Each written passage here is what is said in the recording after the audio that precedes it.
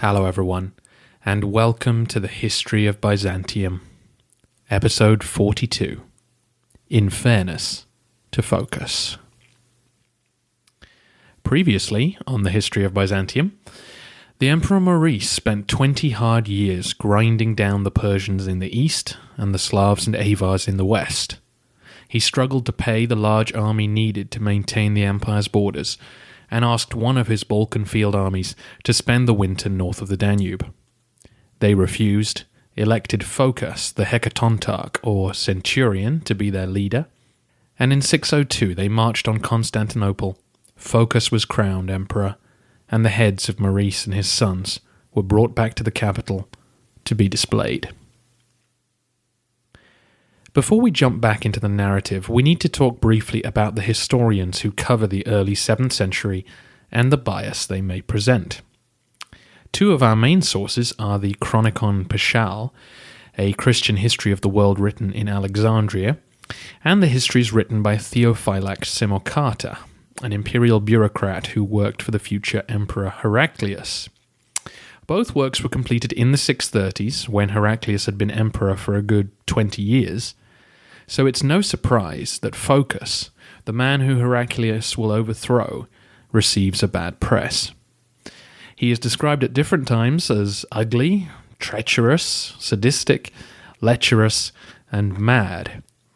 He is almost presented as an embodiment of all that went wrong within the empire.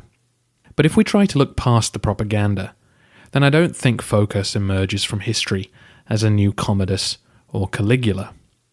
He was just a man with no legitimacy and no experience of government. And as the last 10 podcasts have hopefully made clear, that was the last thing the empire needed. Flavius Phocas was born around 550. Given that he was a common soldier serving in the Balkan field armies, you will not be surprised to hear that we don't know exactly where or when he was born, or much about him before he joined the army. He seems to have been a native Greek speaker, probably from the prefecture of Thrace, where the revolt sprang up. Rather than some tyrannical monster, it's most likely that Phocas was a highly competent soldier. After all, he was promoted to a position of leadership within his legion, and it seems likely that he was also part of a delegation that was sent to Constantinople to ask Maurice to cough up more money to ransom some captive soldiers being held by the Avars. If you'll recall, Maurice refused, and the men were executed, one of the grievances which led the army of Thrace towards mutiny. So Phocas must have been a persuasive man, one used to command, and presumably somewhat charismatic. It's unlikely the army would have put forward a candidate to be emperor who was as unattractive as the histories claim. The first thing Phocas did, of course, was to order the deaths of Maurice and his sons. And in fairness to Phocas, he would have been stupid not to. We can debate whether or not the army should have revolted in the first place, but once they did, the only way to establish the legitimacy of a new ruler was to eradicate any potential successors from the house of Maurice. It may seem brutal to have had their heads brought back to the capital, but rather than just a cruel display of power, this was actually a sensible precaution. Maurice had left the capital, and Phocas had to make it clear to his subjects that the old emperor was gone, that there was no banner to rally to if you didn't like the new regime. Look over there. That's where the old emperor is now. He isn't in the east, preparing a counterattack. Despite this precaution, however, that's exactly what happened. If you'll recall, Maurice had sent his 19-year-old son Theodosius east, presumably to rally armies there to his cause. When Phocas's men came back, they did not carry with them Theodosius's head, although they said that they did kill him. So the rumour spread quickly that Theodosius was in the east, and that he might well be calling on King Khusro II, the man Maurice had helped put back on his throne in 591. Across the empire, men were having to make the decision of whether or not to accept Phocas as their new emperor. Most men lacked the resources to resist, and so gave their assent to the new order. But one man who didn't was the master of soldiers in the east, Narses. He refused to accept the new emperor and began claiming that he was now the guardian of young Theodosius, who he said had arrived safely in the city of Edessa, where he set up his headquarters. Back in the capital, Phocas began a purge of those loyal to Maurice. Understandably, he executed the emperor's brother, Peter, and he was followed by the general Commentiolus, who Phocas probably knew from his time in the Balkans, and Constantine Lardis, the Praetorian prefect, an unpopular figure thanks to Maurice's stringent economies. But that was that. Phocas did not order a general slaughter or seem to revel in rivers of blood. He actually spared Germanus, who, if you'll recall, was the son of Justinian's cousin and had been briefly made Caesar by the Demes before they fell out over his right to succeed. He let Maurice's widow and his daughters live in the capital, and amazingly was content to allow the general Philippicus to remain as count of the excubators. Philippicus, you may recall, was one of Maurice's most trusted commanders and his brother-in-law.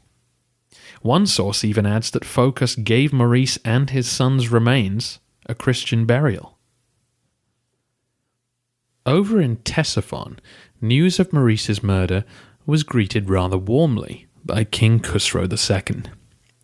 However grateful he was to the former emperor for putting him back on the throne, Maurice's actions had left Khusro in an unenviable position.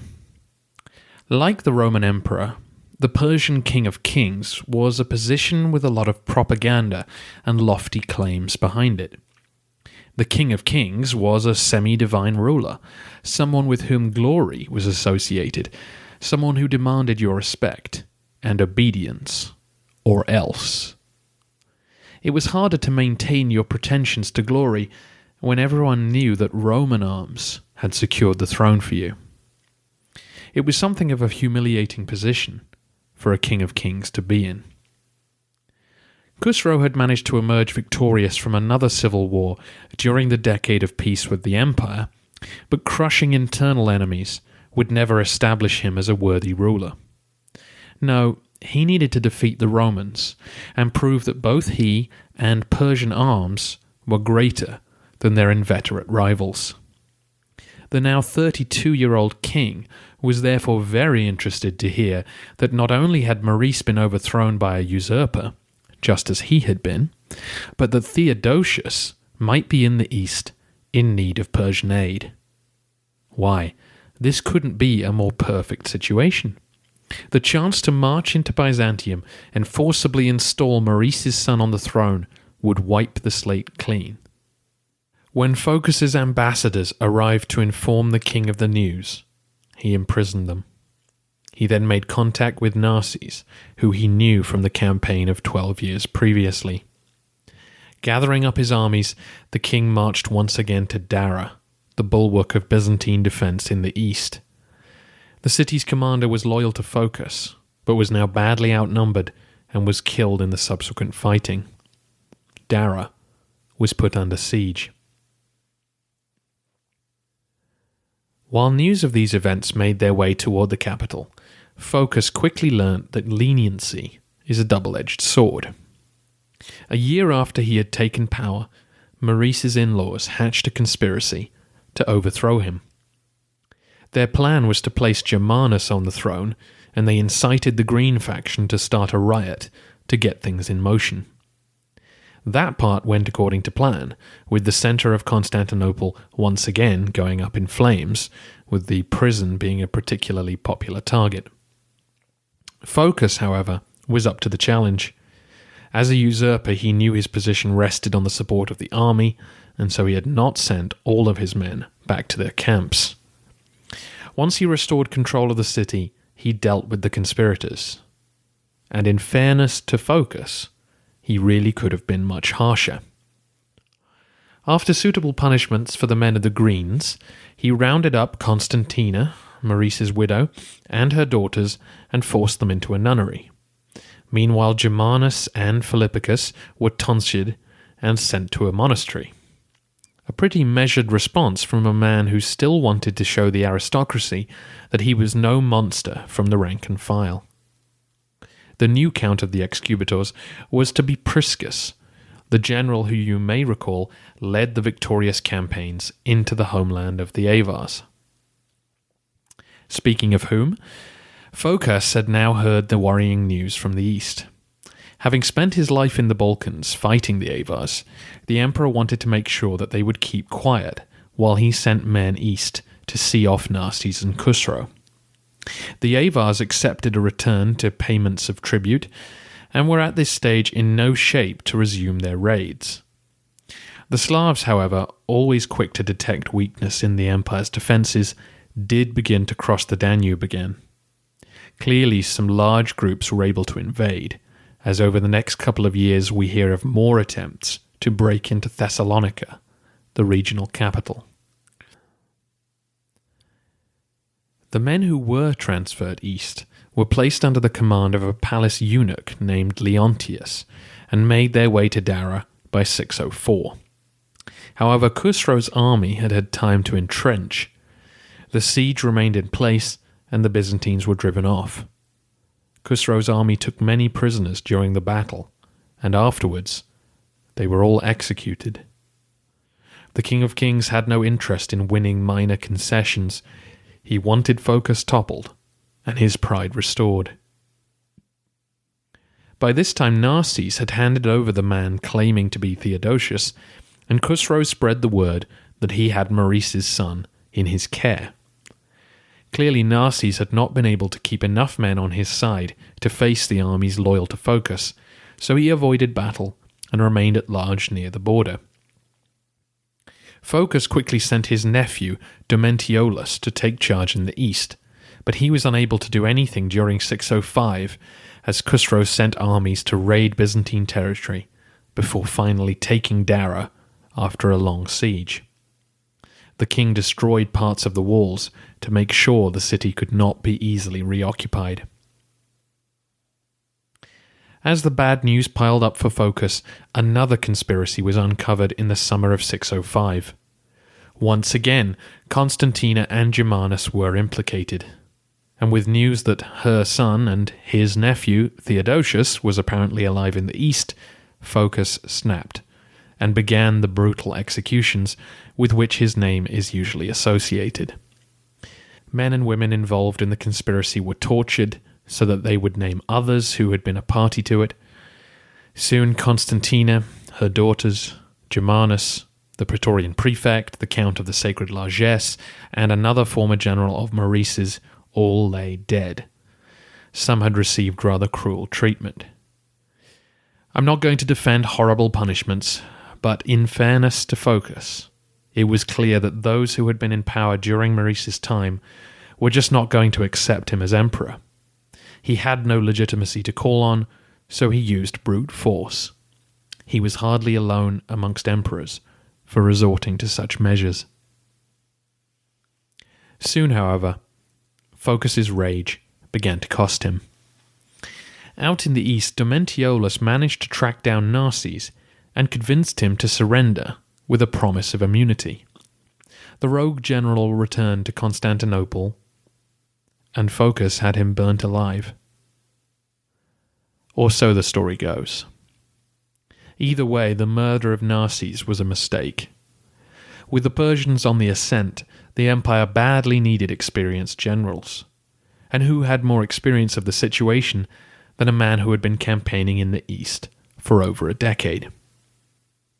With Narses gone, Khusro no longer had an ally with whom he could plausibly plot the overthrow of Phocas, and at some point around 606, Theodosius, if that is your real name, died in Persian custody.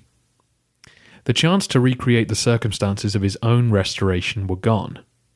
But with the Eastern Roman armies in such bad shape, and his own men itching for a fight, Khusro decided that annexation was as good as restoration. In 607, the Persians invaded Mesopotamia, and Armenia simultaneously. The results were impressive and alarming.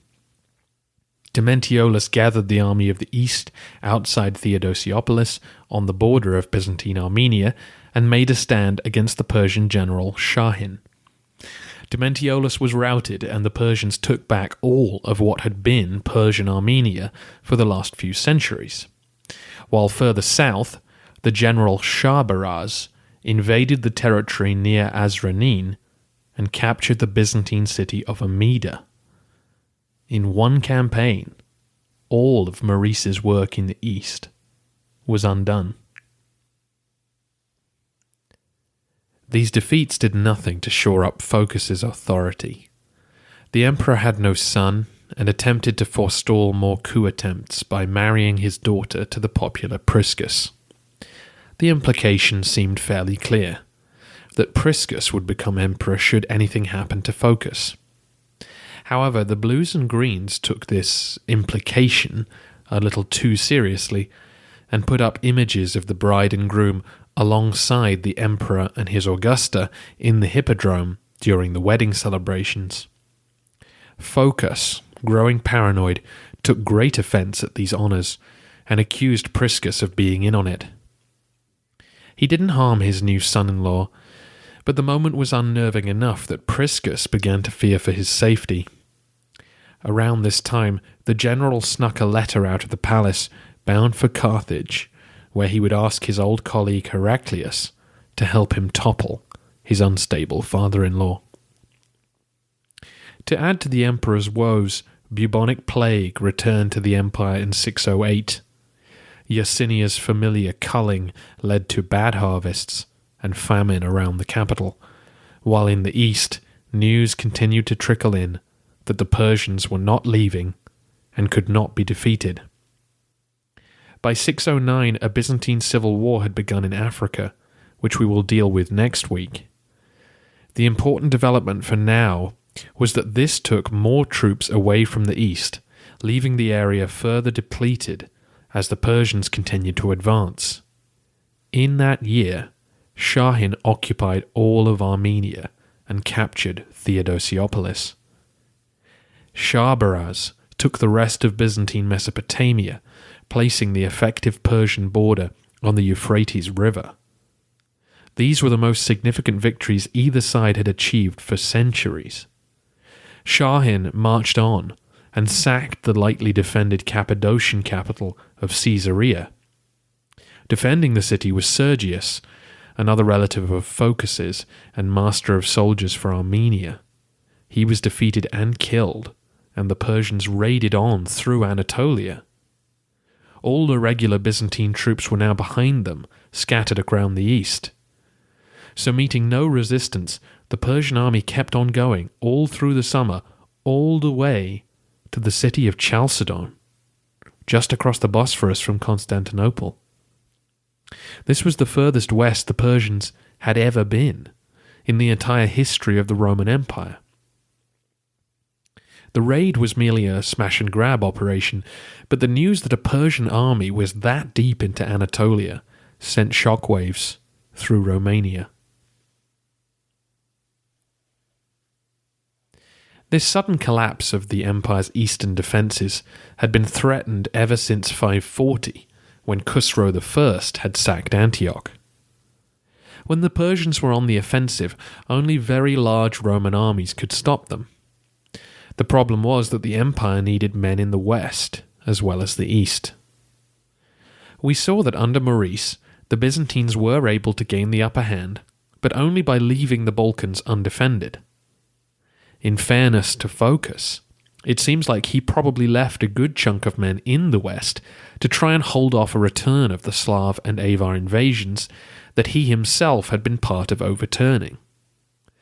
But unfortunately, this meant that the army of the East, already split by Narses' rebellion and then defeated by the united Persians, was in no shape to stem the tide.